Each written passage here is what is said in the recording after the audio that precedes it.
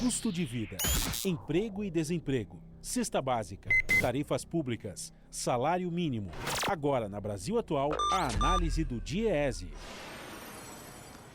Nós vamos conversar agora com o diretor técnico do DIEESE, Fausto Augusto Júnior. Bom dia, Fausto. Bom dia, Glauco. Bom dia a todos. Fausto, foi divulgado ontem o Índice Nacional de Preços ao Consumidor Amplo 15, IPCA 15, que somou 1,2% neste mês, que é a maior taxa para outubro desde 1995. E ainda de acordo com o IBGE, que divulgou os dados, também foi o maior resultado mensal em mais de 5 anos. Agora, a prévia da inflação oficial no país acumula uma alta de 8,3% no ano e 10,34% em 12 meses. E nós tivemos aí um novo aumento dos combustíveis ontem. Tudo indica, não só por esse índice, mas também por outros que já foram divulgados, que a inflação não vem perdendo fôlego no Brasil, Fausto? Não, Glauco. Não vem perdendo fôlego no Brasil e, de alguma forma, o conjunto da população vem sentindo ali na vida real, ali na compra do supermercado, na bomba de combustível, e principalmente no botijão de gás, o impacto disso. O impacto da inflação na vida das pessoas é uma redução real no seu poder de compra, uma redução real no seu rendimento e que, de alguma forma, está influenciando decisivamente o aumento da pobreza no Brasil. Quando a gente olha para os índices e a gente vai olhando, de certo modo, mês a mês, o que tem acontecido é que a inflação continua ganhando força e ela ganhando força principalmente a partir dos preços administrados pelo governo. É o caso principalmente dos combustíveis, aí isso tem muito a ver com a política de preços da Petrobras.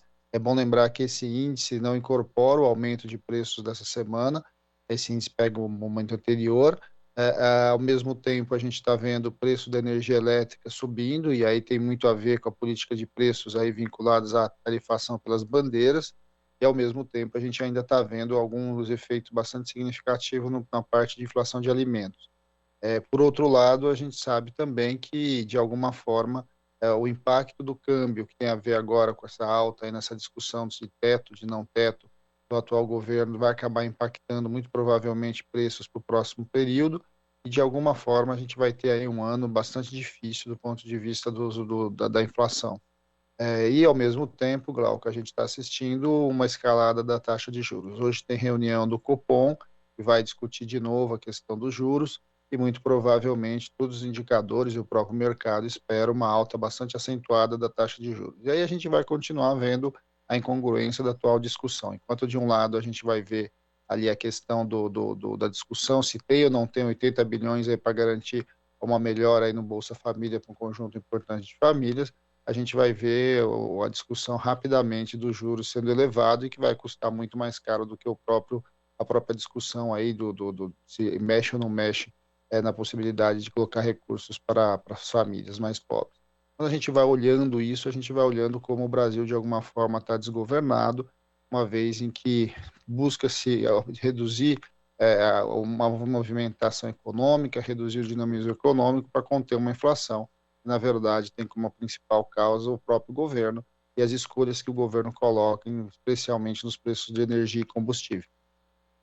Isso é importante ressaltar, Fausto, porque o discurso do governo é sempre aquele de que a inflação é um fenômeno mundial, em decorrência da alta das commodities. Obviamente, isso influencia também aqui, só que dados, inclusive da OCDE, mostram que o Brasil, por exemplo, é o país com maior inflação entre as nações do G20. E o David Bacelar, que é coordenador geral da FUP, Fausto, ele mostrou aqui um dado de que nos últimos 5 anos, de outubro de 2016 a outubro de 2021, que é justamente o período em que foi adotada essa política de preços atual da Petrobras, as altas na refinaria foram de 107,7% para a gasolina, quer dizer, mais do que dobrou, de 92,1% para o diesel e de 287,9% para o gás de cozinha. Nesse mesmo período, a inflação foi de 25,4% e o salário mínimo não teve ganho real, tendo também aí uma reposição de 25%, inclusive abaixo da inflação. Então, a culpa do governo é bastante evidente nessa taxa inflacionária que o país vive hoje. Não há a menor dúvida, em especial essa opção de colocar os preços de combustíveis vinculados à dinâmica do mercado, uma vez em que, de fato, a gente olha a questão do combustível, o combustível no Brasil está muito longe de liberdade de mercado. O combustível no Brasil hoje, ele é vinculado à principal política de preços da Petrobras, que é uma estatal que tem o seu papel bastante importante e que, na verdade, vem sendo utilizada para ampliar os lucros dos seus acionistas. A Petrobras vem sendo administrada como uma empresa privada e, de alguma forma, vem sendo construída essa política que tenha ajudado de certo modo, colocar a inflação em outros patamares. E, ao mesmo tempo, né, vamos lembrar que ontem o Guedes também solta mais uma das suas pérolas, aí, mais uma das suas bombas de fumaça, dizendo que agora ele vai privatizar a Petrobras. Acho que essa é uma discussão que precisa ser trazida aqui, trazida em vários espaços e ser discutida, porque de alguma forma o que a gente vai vendo, então, é colocar mais do mesmo para tentar resolver problemas que, na verdade, não são o problema de fato. O governo tem uma opção muito complicada com relação à política de preços de combustíveis. Essa dinâmica vem colocando dificuldades para administrar a questão da inflação, e a inflação está impactando todo o conjunto de preços da economia, da economia em geral, em especial aí vinculados aos diversos setores que de alguma forma tem a questão logística como um preponderante. Do outro lado, você tem uma elevação sistemática dos juros que tem impactado diretamente as contas públicas, e daí, na outra ponta, aí, a gente vai vendo um discurso de um ministro, o ministro da Economia, que de alguma forma tenta o tempo todo, de um lado, jogar a culpa para os estados, algo que não faz o menor sentido, e de outro lado, ele fica tentando avançar pautas que a gente sabe, na verdade, vai levar como consequência uma deterioração ainda maior do Estado brasileiro. Esse debate, por exemplo, de privatização do Estado, da Petrobras, a gente sabe que é algo que já vem, de certo modo, acontecendo, em especial porque eles estão vendendo a Petrobras em pedaços, mas, de alguma forma, ele tenta sinalizar aí para o mercado que a maior empresa, a empresa mais importante do país, de alguma forma vai acabar sendo indo para o leilão e para o Bacia das Almas, por valores muito menores do que deveria, do que ela efetivamente vale, mas mais importante do que isso, ela vai avançar em relação aí à sua desestatização e principalmente a perda aí do controle do governo brasileiro. Isso é um absurdo. A gente já sabe o que pode acontecer com a privatização da Petrobras e a gente está assistindo, né? A questão só da elevação aí do preço dos combustíveis no último período mostra o que significa você colocar toda a política energética na mão da iniciativa privada e que a gente sequer sabe quem vai ser. Muito provavelmente grandes complexos internacionais. De novo, o atual governo tenta um movimento muito rápido de vender o país aí no mercado, vender e vender barato, e, além de tudo isso, simplesmente perdendo muito a nossa capacidade de construção de um futuro melhor para o nosso país.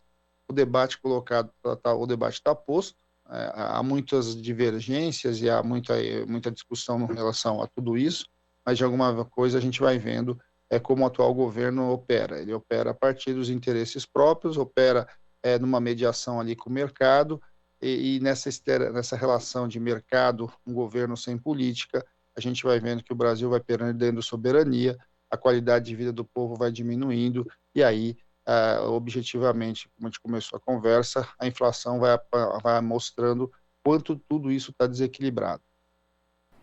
E Fausto, observando aqui os dados ainda do IPCA 15, né, com os combustíveis e energia elétrica puxando a inflação, o IBGE mostra que 8 dos 9 grupos pesquisados tiveram alta nessa prévia da inflação de outubro. Isso já sinaliza o chamado espalhamento da alta de preços e o Brasil acaba correndo o risco de trazer de volta aquela cultura inflacionária que nós já tivemos em outros períodos, o que pode ser muito grave, já que temos aí a perspectiva de um crescimento muito baixo, até de recessão de 0,5%, né? Segundo o Banco Itaú, que qualifica isso como recessão moderada para o ano de 2022, ainda com a elevação do desemprego, Fausto? Glauco, aí é o drama que nós estamos vivendo, né? Quando a gente olha uma inflação que de alguma forma está avançando para outros grupos, e de outro lado o Banco Central começa a apertar a política monetária, e apertar a política monetária significa transferir recursos da economia real para o mercado financeiro, para o aumento dos juros. Isso, de certo modo, é um movimento para tentar estrangular, em especial, a alta de preços no setor de serviços, né? Então, o que você faz? Você não controla os preços essenciais, em especial é vinculado a combustível e energia, essa inflação ela vai avançando por dentro dos outros setores, isso está muito claro, até porque num país continental como o Brasil, a questão logística é sempre muito importante, os combustíveis historicamente influenciam vários outros preços, e a gente vai vendo, em compensação, o que você faz é jogar o país cada vez mais para um processo recessivo, para tentar conter essa alta de preço, essa escalada de preço. De novo, é como se você tivesse usando um remédio muito forte para uma determinada doença, quando na verdade você precisava usar um remédio muito mais simples, uma doença muito menor. Então, assim, o que nós estamos assistindo no Brasil hoje é de uma incapacidade de gestão da política de preços bastante grande, que tem levado a tudo isso. Tem levado, de um lado, a um Brasil que vai perdendo renda, né, vai retirando renda dos mais pobres pelo movimento inflacionário, e de outro você vai ampliando as perspectivas de crescimento e já entrando num quadro muito provavelmente de recessão para o ano que vem, ou seja, em uma economia efetivamente parada e que, de novo, vai impactar principalmente a questão de preço e a questão de renda dos trabalhadores.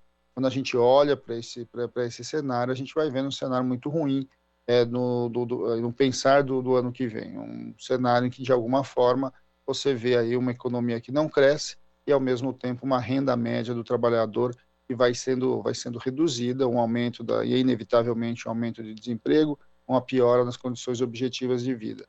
Esse é um debate bastante importante que precisa se fazer. Afinal de contas, qual é a política de desenvolvimento e crescimento que a gente vai construir, vai propor para esse país, uma vez que está muito claro que essa política atual não só não tem dado certo, como ela tem, na verdade, ampliado a nossa desigualdade, tem concentrado renda e tem, de certo modo, mostrado a sua ineficácia, né? Uma vez que, não tendo mercado consumidor, as pessoas cada vez com menos recursos para consumir, cada vez mais você vai vendo um Brasil aí que vai patinando e vai entrando nessa década, né, nessa segunda década aí do século XXI, muito aquém das suas possibilidades, muito aquém das suas necessidades.